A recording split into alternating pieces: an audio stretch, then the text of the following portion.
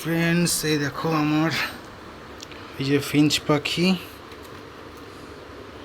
ঠিক আছে। এরা তো ওই যে ওই সাইডে দেখো যে পেয়ারটা আছে, ওই যে কালোটা আর এই সাদাটা, এদের যে বাচ্চাটা হয়েছে, ওরা আস্তে আস্তে বড় হচ্ছে।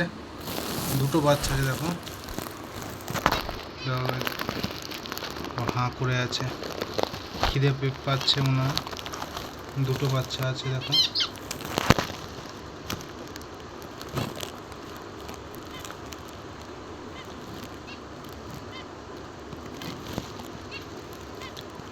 আমি ওদের নাম দিচ্ছি মিঙ্কু আর পিঙ্কু। মিঙ্কু পিঙ্কু, হ্যাঁ Minku Pinku, new born baby. খিদে পেয়েছে, মা খেতে দেবে তো।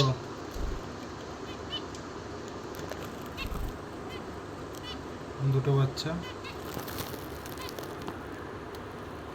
একটা হলো এইটা আর একটা হলো ওই ওই ওই সাইডেরটা। দুটো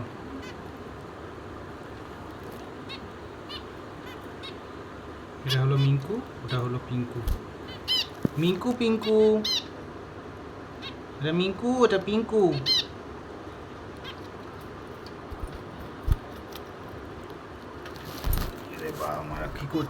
এদের বাবা মারা কী করছে দেখি। ওই যে মা, কালোটা হলো মা, আর এইটা হলো ওর বাবা। ওইটা আলাদা পাখি, ওর ফিমেলটা মারা গেছে। যা গরম পড়েছিল কিছুদিন আগে, তোমরা তো জানোই, ঠিক আছে। তখন মানে হার্ট অ্যাটাক হয়ে মারা গেছে। খুব কষ্ট হয়েছিল গো, মানে আমার তখন। আমি মানে এর মধ্যে ওর জন্য ওর ফিমেলটা একটা নিয়ে আসবো, তখন তোমাদেরকে ওই ভিডিওটা করে দেখাবো। এই আবার বাসা বানাচ্ছে। এর বাসা হলো এখানে, দেখতেই পাচ্ছ।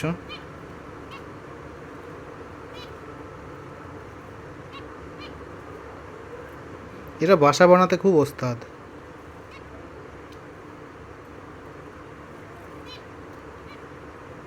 খুব ভালো বাসা বানায় এরা।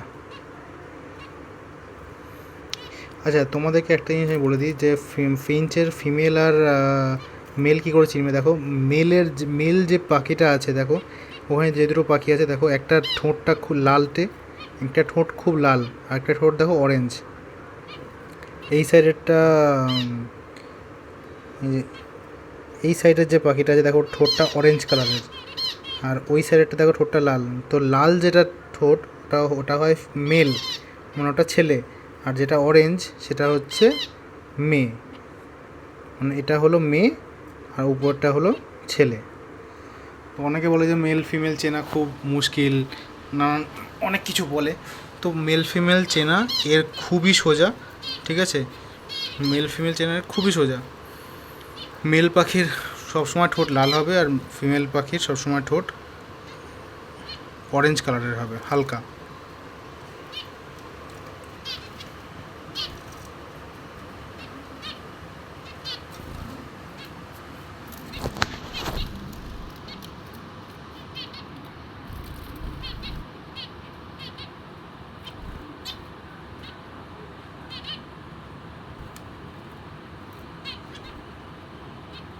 আমি তোমাদেরকে মানে এরপরে একটা ভিডিও করে সেখানে তোমাদের দেখাবো যে এদেরকে মানে প্রোটিন কি খেতে দেবে না খেতে দেবে।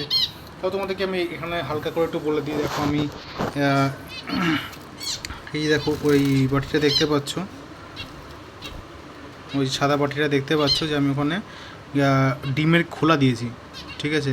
মানে ডিম ফাটানোর পরে যে ডিমের যে খোসাটা হয়, ওই খোসাটা তোমরা দিয়ে দিতে পারো। ওটা ওদের ক্যালসিয়ামের